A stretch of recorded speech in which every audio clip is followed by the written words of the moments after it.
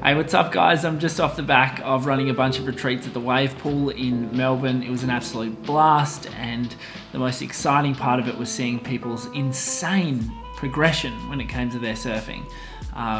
It's just always so fulfilling for me to see the surfer's roadmap at work in other people's surfing. It's really exciting. We're actually pretty much full for the rest of 2023 in terms of coaching opportunities to work with me, but I encourage you guys to check out our incredible opportunities that we are listing, and to make sure that you stay up to date with the listings that we're going to offer for next year as well, so that hopefully you can come along and join us.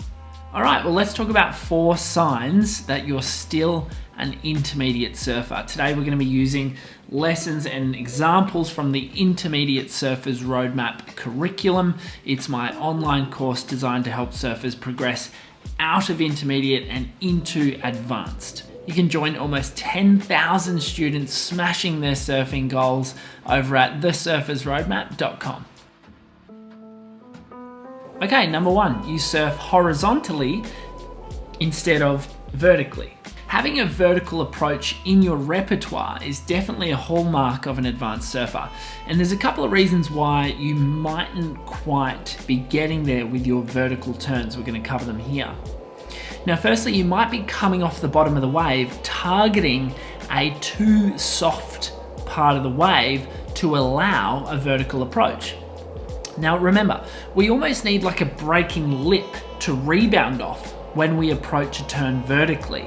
Okay, this means vertical turns need to be done in the steepest part of the wave, which is generally right back here, close to the pocket. So if we try a vertical turn out here, away from that steepness on the sort of flattish section there, we're not going to have as much lip to actively push or kick against with our back foot.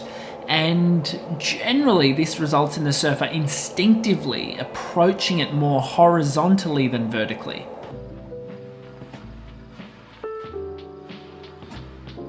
Now second, and this is connected to the first point, you might be going into neutral too early off the bottom of the wave.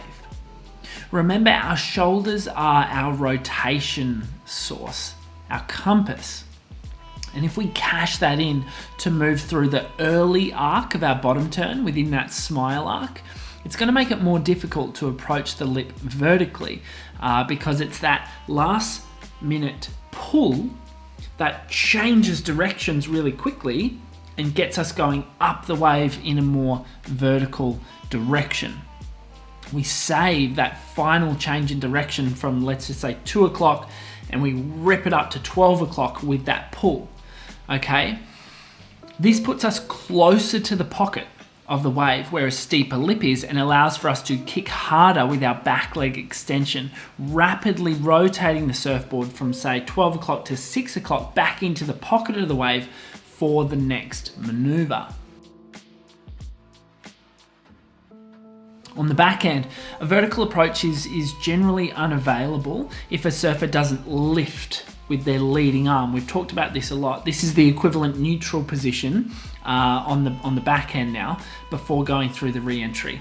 That sequence on the back end, again, low rotate, which a lot of people do, but they don't get the lift, which tilts the shoulders, gets us ready to then punch back down and across the body.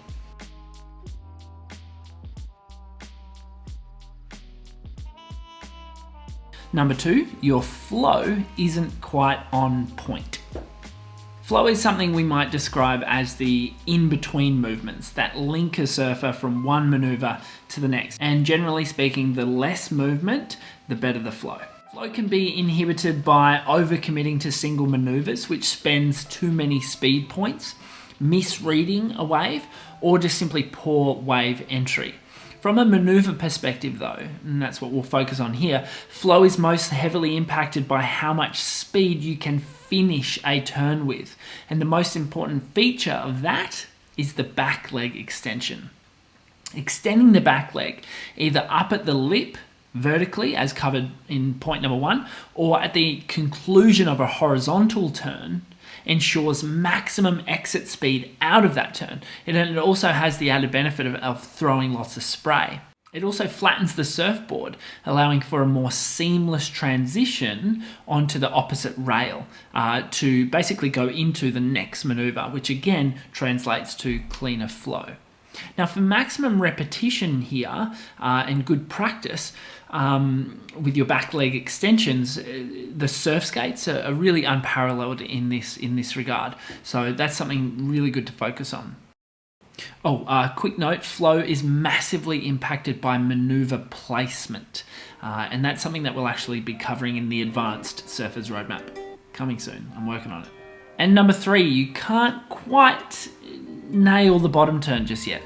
I mean, I've said it before and I'll say it again. I'm basically just a bottom turn coach. To the degree to which you can bottom turn, expect the same to happen up at the top of the wave. If you have a mediocre bottom turn, you're gonna have a mediocre maneuver. A good bottom turn requires strong compression and extension combined with well-timed and executed rotation.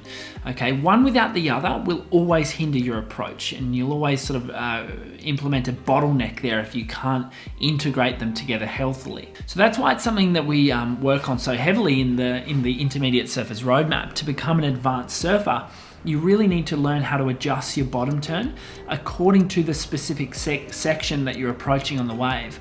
You know, how does the bottom turn need to change for a vertical approach versus a horizontal approach? What if you don't need speed and instead need to approach a section more conservatively? These are all things that you will slowly kind of learn kinesthetically for sure, but only if you can perfect the fundamentals of the bottom turn itself. And that means you'll need to find adequate compression and extension, and this needs to be well timed with your rotation. I know I sound like a broken record here, but put simply, as you extend off the bottom of the wave like this, you should also be pulling with the back arm in order to find neutral. This neutral position should be held for a moment with good shoulder orientation. Okay, so that means the shoulders should be kind of leading upwards in this angle, up the wave, ideally, before committing to the maneuver itself. And you know, just by tweaking things slightly with the bottom turn, even great surfers like the surfer you can see here can expect huge changes in their turns at the top of the wave. So, worth putting some time into. And number 4, you don't actually know that you're an intermediate surfer. It's amazing how many surfers come up to me, or even the ones that I coach, who simply don't know where they sit in terms of the category of ability levels. And although more broadly speaking, the category doesn't really matter, we're all just surfing because we want to, it does matter from a progression point of view. And this is because it dictates where you are exactly on the roadmap and will give you an indication of the skills you should be looking to progress at this time. You know, I've said it before, surfing has for many, many years suffered from a lack of a clear pathway. And that's why we call it the surfer's roadmap, which offers insights as to where to put your focus. Okay, so you're at this level, you're trying top turns and re-entries. Here's how we perfect them, and then here's what's next. Because there is no tangible metric which defines success in surfing, it can be hard to know if you're doing it right. And this starts to blur lines for sure about why we surf, as I've said. But strictly from a progression point of view, we need to start defining those a little bit more clearly.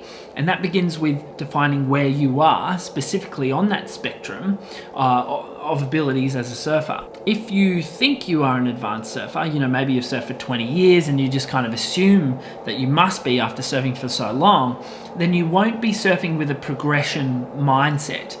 Again, not a major problem if progression isn't a part of your priority list.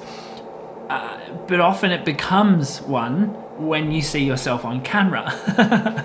Because when I coach on retreats, we use detailed video analysis, right? It's one of the most powerful tools you can use for progression. And I see many surfers humbled or even upset, literally upset, when they finally see themselves on camera. But here's the big thing. Although painful at times for everybody, me included, it's actually one of the most helpful things you can do to progress, because it gives us those very real and tangible goalposts to shoot for. Hey, here's your surfing, here's someone who surfs better than you, what's different about that and how can we move you closer to what they're doing. You know, pretty simple sort of stuff. And that's how we do it. Footage doesn't lie, okay? So I'm gonna challenge you guys to get some footage of yourself surfing and put in the work to make it look like how you want it to, or how you thought it looked like before you actually saw it. Alrighty, that's it from me. Thanks so much for tuning in. I hope this video helped. We had 4 signs that you're an intermediate surfer, and of course 4 potential solutions to get you from intermediate to advanced. If you enjoyed this sort of info, we've got plenty more in-depth info, even more in-depth than we go here on YouTube, in the Intermediate Surfers Roadmap on thesurfersroadmap.com. So make sure you check it out in the link in the description below. You can also join me on Instagram at KalesBroccoli. Hit the like button, leave a comment, all that sort of stuff. I appreciate your guys' time and for being here. And of course, I look forward to the opportunity to work with you one day, if possible. Thanks again. See you soon.